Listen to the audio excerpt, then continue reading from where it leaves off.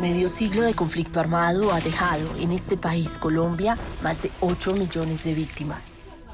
Muchos de ellos y ellas indígenas que han logrado sobrevivir a masacres, al desplazamiento y al abandono estatal. Hoy llegamos al norte del país suramericano para conocer cómo una iniciativa civil ha formado mujeres indígenas, campesinas y afro para que ayuden a sus comunidades a sobrevivir también a las heridas y traumas emocionales que deja la violencia.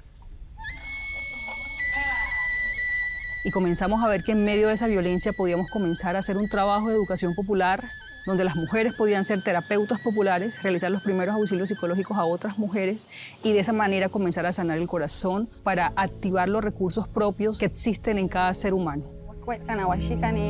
Ruth Uriana tiene 23 años. Desde los 16, esta joven indígena wayú empezó su formación como terapeuta popular. Dije, voy a seguir, voy a avanzar, porque yo tengo que lograr que la voz de la mujer sea escuchada, que la voz de una mujer indígena sea escuchada, una mujer rural sea escuchada. Y pues definitivamente la terapia popular fue algo que me impulsó muchísimo. Hoy, aquí en la ruralidad del Caribe colombiano, donde escasean psicólogos y psiquiatras, 185 terapeutas populares apoyan también de forma significativa a la población migrante venezolana. Aquí el cuidado a la salud mental se convierte en la herramienta para sobrevivir a los recuerdos, a las ausencias y para volver a comenzar. Ruth, gracias por recibirnos en tu hogar, por permitirme sentarme aquí en tu chinchorro cargado de tu energía, por tu sonrisa y por abrirnos las puertas de tu familia. Hombre, ustedes. Ruth, cuéntanos dónde estamos. Pues bueno, estamos en Alegua, una comunidad ubicada en el corregimiento de Juan y Medio, el distrito de Riohacha, el departamento hermoso de La Guajira. Este territorio lleno de tanta enseñanza, lleno de tanta sabiduría y lleno de tanto amor para dar, ¿no? Entonces, nada, darles la bienvenida a este territorio que estoy segura que les va a enseñar también mucho de lo que tenemos. Y tu cara está hermosamente pintada. ¿Con qué está pintada y qué significa? Bueno, esta pintura, lo que usamos, siempre lo usamos para protegernos del sol, pero también para hacernos estas pinturas que el que tengo significa el ciclo de la vida. Tenemos un comienzo, que es cuando nacemos, y ahí vemos cómo vamos caminando en este camino de la vida, que cada puntico que vemos aquí es una experiencia que vamos teniendo, ¿no? Como muy marcados esos pasos que llevamos en la vida y que nos recuerdan que así como tenemos un inicio, así tenemos un fin. Que en todo ese recorrido nosotros estamos para aprender, pero también para enseñar, para transformar y para dejarle el legado de la vida a quienes van a venir después, que son nuestros hijos, los nietos, el clan, la continuidad de la vida en el sentido wayú. Háblame, tu papá, tu mamá, tengo entendido, vienen de Dibuya, porque llegan hasta aquí. Dibuya es otra zona también aquí en La Guajira muy bella, frente al mar, pero un poco de esa historia familiar. Claro, yo nací en Maicao, entonces mis primeros años fueron ahí en la ciudad. Luego mi papá, en todo esto de liderar la comunidad, de liderar su familia, nos trasladamos hacia Puente Bomba, un poquito más arriba en la sierra.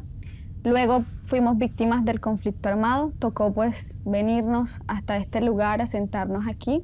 Habían grupos ilegales, sí. Hay que recordarle a nuestra audiencia internacional. Colombia en este momento está haciendo un esfuerzo muy grande por salir de más de medio siglo de violencia, dejar atrás más de 8 millones de víctimas, en las cuales las comunidades indígenas han sido particularmente afectadas. Totalmente. Ahí fue, digamos que el comienzo de todo este camino que ha recorrido Alegua ya de manera más conjunta. A esta comunidad llegan 11 familias inicialmente, sin saber qué iba a ser de su vida. 11 familias desplazadas por la violencia. Por el conflicto armado. Luego llegamos aquí sin saber qué vamos a hacer, ¿no? Mi papá toma la vocería y el liderazgo del territorio, aún en las circunstancias, porque cuando llegamos aquí también había presencia de grupos armados, ¿no? Llegaron sin nada. Sí, sin nada porque tocó dejar lo poquito que se tenía, uno que otro chivito, uno que otro animalito logramos traernos, pero todo fue a lo que Dios quiera, ¿no? ¿Cómo fue crecer aquí donde tú dices la pulsión de la vida se siente tan fuerte? Creo que desde allí comenzó el fortalecimiento de mi conexión con la naturaleza. Yo siento que cada árbol, que cada pedazo de tierra que uno pisa descalzo es una oportunidad para conectarte con lo que te rodea, ¿no? Entonces siento que la naturaleza ha sido lo que más ha marcado mi historia. Mi mamá hacía huertas de tomate, de coles, entonces era muy lindo que desde la casa vamos a hacer tal desayuno, nada más íbamos al patio, lo tomábamos y era prepararlo. Entonces creo que eso es lo más hermoso y que marcó mi infancia. ¿Cómo sobrevivieron cuando llegaron con las manos vacías y hoy tienen esta casa que además es fresca y llena de energía maravillosa? Sí, cuando llegamos acá, la familia paterna, pues la familia de mi papá, ellos aprendieron a trabajar la tierra, ¿no? Esta tierra, por cómo se ve, lo que se ponga, lo que se siembre, eso nace, ¿no? Pero por ese otro lado, de mi mamá y de la artesanía, desde muy chiquita realmente mi mamá me enseñó a tejer, a hacer chinchorro. ¿Tú también sabes tejer? Sí, claro que sí. Antes de hacer el proceso de mi desarrollo, que también hacemos culturalmente el encierro, donde nos enseñan a tejer, a hacer los chinchorros, pero también nos enseñan a cómo comportarnos en la sociedad, nuestro rol como mujeres. Mucho antes de eso ya yo sabía, porque mi mamá se me había adelantado. Yo siempre había sido muy curiosa y le decía que quería aprender.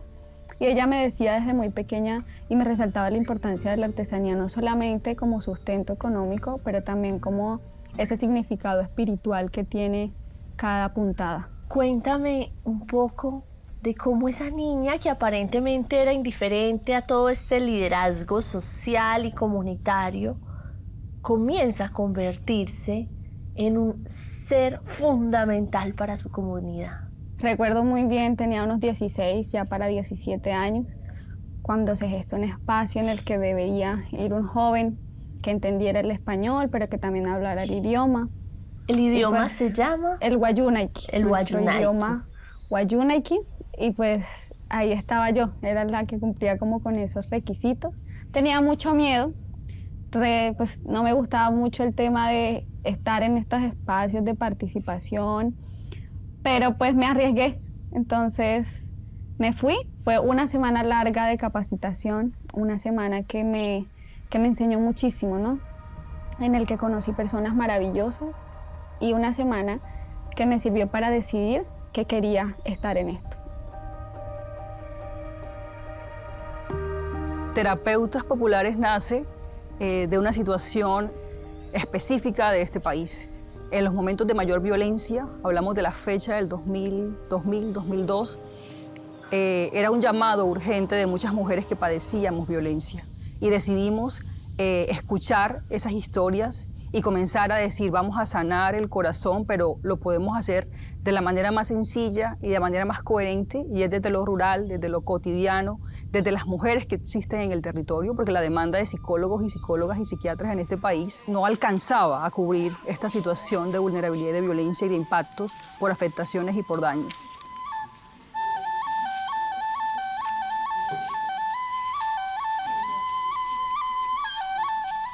Y entonces a los 16 años, ese punto de quiebre en tu vida y dices, yo quiero dedicarme a la labor comunitaria y al trabajo social.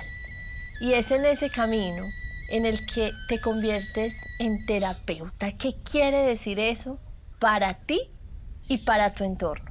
El proceso de terapeutas, bueno, aparte de que surgió como una iniciativa para poder brindar esa primera ayuda emocional a población vulnerable, siento que fue una oportunidad para nosotras como mujeres de sanarnos de tantas cosas que hemos vivido, ¿no? Pues el conflicto armado nos marca a todos, habían circunstancias, hay momentos muy marcados que vivimos como comunidad, pero que también vivimos como mujeres, ¿no? Entonces llega este proceso de terapeuta popular, de verlo desde una perspectiva distinta, pero también de pensarnos cómo lo íbamos a poner en práctica en un territorio indígena. ¿Qué era ser terapeuta? A ti te decían ser terapeuta es... Terapeuta es una mujer que pone en práctica sus conocimientos de escucha, ¿no? De conocer, de facilitarle un proceso a otra persona para desde ese proceso de escucha sanar, ¿no? Eso es ser terapeuta popular, es brindar un apoyo en la comunidad de escucha, de construcción, de orientación. Juan Claudio, te bendiga. Ay, Shepi. Y a partir de esas historias y la situación caótica y difícil y el silencio que vivía la mujer en el patio de atrás, nos llamó a decir, necesitamos encontrarnos en círculos de mujeres. Por eso esto nace con mujeres, ya luego se extiende hacia jóvenes, pero especialmente lo trabajamos con mujeres. La violencia claramente intrafamiliar, la violencia física, la violencia psicológica, que muy sutil es esta violencia y que a muchas mujeres les sigue haciendo mucho daño porque a veces ni siquiera entendemos qué es violencia. ¿Y cómo haces para que una persona, un niño, una niña, un joven, un adulto mayor que ha atravesado todas estas dificultades de la violencia, confíen en una mujer sin duda tan sabia pero tan joven? Yo recuerdo mucho que alguien me decía en alguna atención psicosocial, ¿y tú eres la que me vas a atender? Claro. Y yo, sí. Siempre me decían, pero estás muy niña. Y yo le decía, eso parece, ¿no? Siempre he tenido como eso a mi favor. Siempre trato como de, en un primer momento, saber cómo están, ¿no? Partir de eso tranquilo, de cómo estás pasando tu día, qué me quieres contar, ¿no? Que no sientan ellos que tienen una presión de que yo los voy a presionar a contarme algo, un tema en específico, sino que ellos se puedan abrir. Ese es el primer momento, de hecho, de una primera ayuda emocional, que es facilitarles a ellos el que nos cuenten. ¿Y si lo logras? Sí. Siento que eso es algo, una mezcla que he podido encontrar entre lo espiritual de mi cultura, entre lo espiritual de mi pensamiento cristiano, y ahora esto de la terapia popular es algo que lo complementa. Entonces siento que lo he podido lograr. En ocasiones es diferente, no todas las atenciones son iguales. Eso depende mucho como en qué lugar estamos, en qué momento lo hacemos, qué palabras usamos para hacerlo, qué preguntas. Entonces, como que todo eso lo vamos aprendiendo en la terapia popular.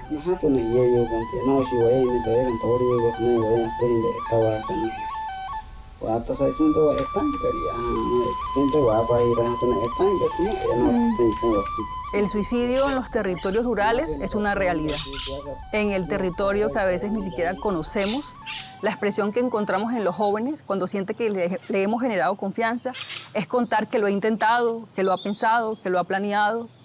Nuestros propios hijos pueden estar siendo también víctimas de esta situación y ni siquiera lo sabemos. Entonces, decirles que en la ruralidad pasa, porque lo hemos constatado que sí ocurre, pero también sabemos que es importante que existan estos programas para que los pelados también tengan la posibilidad de hablar, los chicos y las chicas, y expresar lo que están sintiendo.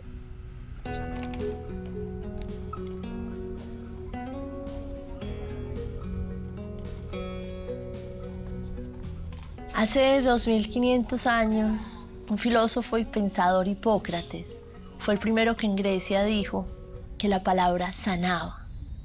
El padre de la medicina estaba hace 2500 años diciéndonos algo que se comprueba aquí en Alewa, Los Monos, una comunidad que quiero conocer, teniendo el privilegio de hacerlo de tu mano, con tu compañía. Vamos a conocerlos. Claro que sí. Culturalmente la palabra es el centro de todo. Somos muy orales. La palabra es la que te indica el camino, la palabra es la que te enseña, la palabra es la que te instruye, la palabra es la base del ser guayú. Ruth, aquí en la casa de tu abuela materna quisiera que me desarrollaras un poco lo que ha significado para ti el tema de ser terapeuta. Has trabajado como lideresa guayú con mujeres que han atravesado historias supremamente duras. ¿Qué ha hecho eso en ti? Siento que trajo a mi vida como mujer equilibrio, también trajo fuerza, también trajo sabiduría. Entonces siempre he dicho que para ayudar a otros debemos estar bien nosotros. Hay que organizar la casa interior Entonces ser terapeuta me ha permitido a mí pensarme qué quiero, cómo lo quiero, ¿no? Y serlo con otras mujeres ha sido poder llegar al punto de la escucha, que pues culturalmente pues con mujeres indígenas especialmente solemos ser un poco más calladas, un poco más reservadas, solemos no soltarnos mucho.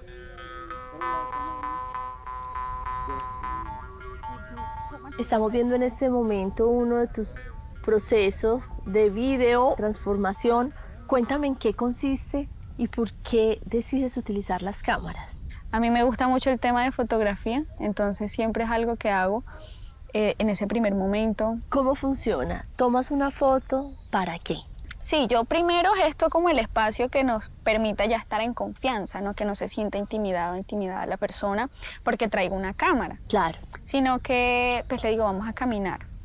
Reconozcamos nuestro entorno, luego después de como ya tener esa facilidad y hablar entre nosotros, le pregunto de lo que tenemos a nuestro alrededor, ¿qué te gustaría a ti mostrar? ¿O cómo lo harías tú en un video o una fotografía? Dependiendo de lo que me diga, luego que toma esa foto, que le enseño yo también, porque es algo nuevo para ellos. Cuando ya ven esa imagen, yo les pregunto, ¿qué significado tiene para ti?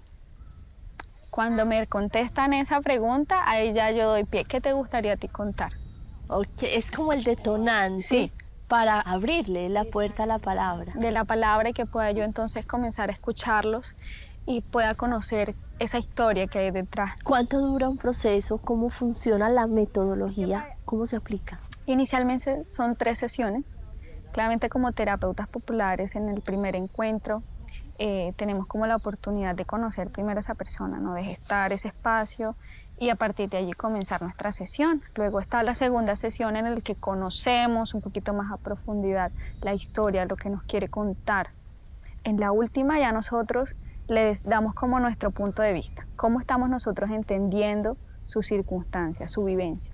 Pero si a pesar de las sesiones que ya hemos tenido se ve que no hay una mejoría, que persisten los malestares emocionales o que esa persona ya quiere hacerse daño a sí mismo o a otros, nosotras como terapeutas hacemos como ese proceso de remitirlo ya a un psicólogo o a lo que requiera, ¿no? Wow, porque también entendemos que como terapeutas no vamos a solucionar todo, claro. Somos simplemente orientadoras.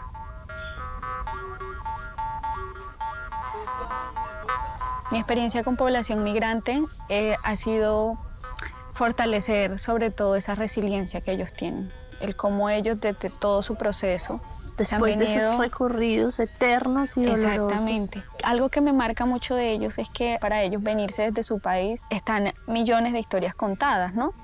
Entonces, ¿cómo nosotros logramos que por medio de la videotransformación ellos también puedan sanar ese proceso y esa marca que ha dejado también la migración en sus vidas, ¿no? Entonces, entramos en un punto en común en el que yo también viví la violencia, también tuvimos que salirnos de donde estábamos acostumbrados a un modo de vida, a una forma de ver nuestras costumbres, a adaptarnos a una nueva.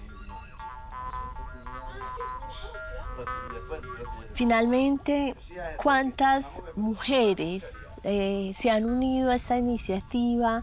¿Cuántas otras voces se han sumado a escuchar las historias de ellos y ellas? Y hablo de estos héroes y heroínas que para encontrar el sustento para su familia atraviesan la frontera. Así como esta historia mía, hay muchas voces más y especialmente me gustaría que conocieran la historia de una mujer poderosa, una mujer muy resiliente, una mujer muy ancestral, como lo es Neidis, en una comunidad que se llama Mungui, una comunidad muy dulce, que todos conoceríamos por su recorrido también, que ha también manejado este tema de terapia popular con población migrante, con niños, niñas, y pues de ahí en adelante unas tantas herramientas que ella quizá ha descubierto en ese proceso de la práctica de la terapia popular. Y hoy en día nos llaman y somos como esas sanadoras, esas consejeras de apoyo emocional para muchas familias, porque no solamente nos dispersamos aquí en Mungui, sino en todo el territorio. Bueno, la llegada de los migrantes a mi territorio no fue una tarea fácil porque fueron muchos temas de discriminación hacia ellos, o sea, aceptar otras personas en nuestro territorio para muchos no era fácil Y fue ahí donde nos dimos a la tarea de realizar actividades donde se vinculaban migrantes afro y también los guayú.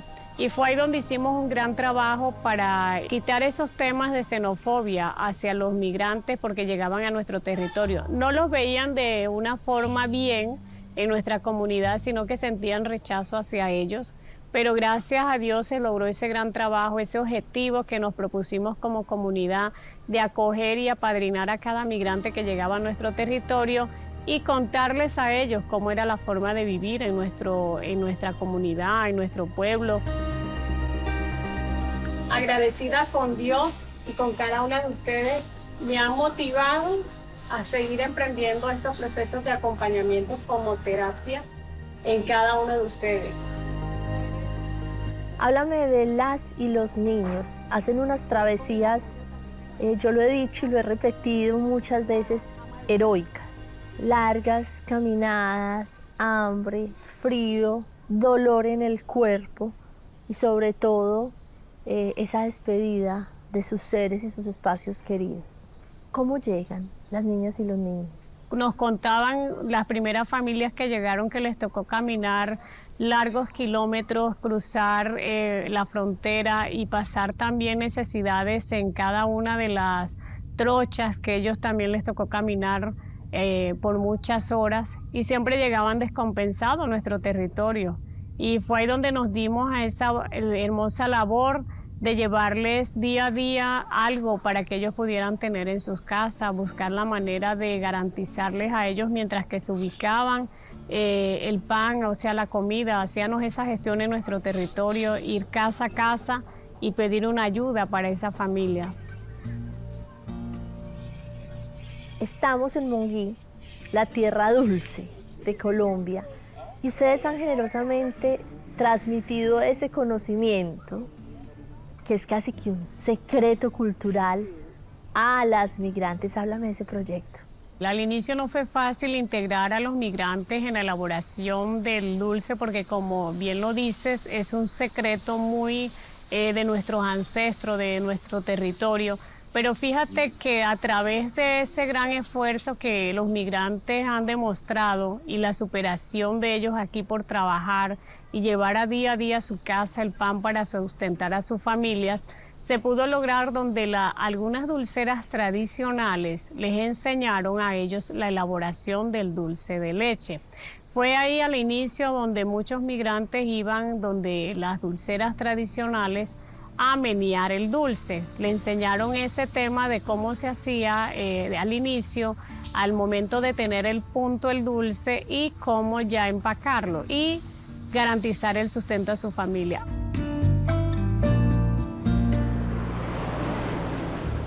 Pero espérate, porque me estás hablando de la fundación y nuestra audiencia todavía no sabe ni conoce esa maravillosa iniciativa. Pero te voy a pedir un favor y es que me lleves allá. Por el momento tenemos 270 niños de edades entre los 5, 4, 6. Ladies, y todo esto que estamos viendo, manualidades, muñecos, dibujos, ¿qué significa? ¿Quién es, por ejemplo, este personaje que nos recibe acá tan hermoso? Bueno, esa es la muñeca que por nombre le hemos colocado la muñeca de la sanación, porque con ellos realizamos acompañamiento psicosocial terapéutico con las más pequeñas. Sabe que no es fácil llegar al ámbito de los niños entre 5, 6, 7 años en acompañamiento psicosocial y utilizamos este método con el diseño de muñecas con esa niña, donde ella a través de cada puntada que dan nos van contando algo de lo que ellas están pasando, está en su entorno, por lo que ellas están viviendo en ese momento, y es la forma que ellas nos permiten llegar a través del diseño y contar esas historias. ¿Cuál es la idea con estas muñequitas? Ustedes van a diseñar en ellas, como les coloqué en sus colores, y van a expresar lo que cada una de ustedes está sintiendo en estos momentos, ¿sí? En cada niño hemos implementado los valores. que cuando ellos llegan a este espacio, ven este espacio que hemos creado con ellos, que le han dado un nombre, mis compañeras, el río de los valores, dicen ellas. Y a cada niño le va mostrando cuál es el valor que deben ellos implementar en el día a día y también llevarlos a práctica desde sus hogares hasta las escuelas en su comportamiento. Y como puedes ver, aquí están plasmados cada uno de los valores: la amistad, la sinceridad, el respeto, El la perdón, bondad, el amor, la igualdad, tan importante. sí, el compañerismo, la tolerancia, la justicia, la gratitud y la responsabilidad ante todo, que ese es el que lo hicimos como más, siempre le decimos que es como el más de todos, son buenos, pero ese es el que siempre tenemos que tener en cuenta, de ser responsable. También le hablamos sobre el autocuidado, que debe tener cada niño, de respetar sus cuerpos, de decir no, y le enseñamos todas esas pautas siempre y cuando ellos nos los permitan y sus padres también. Una familia que le abre la puerta a la esperanza, Así al es. futuro, siempre y cuando tenga un propósito, que es lo que hace un país diferente. Muchísimas gracias. Gracias a ustedes.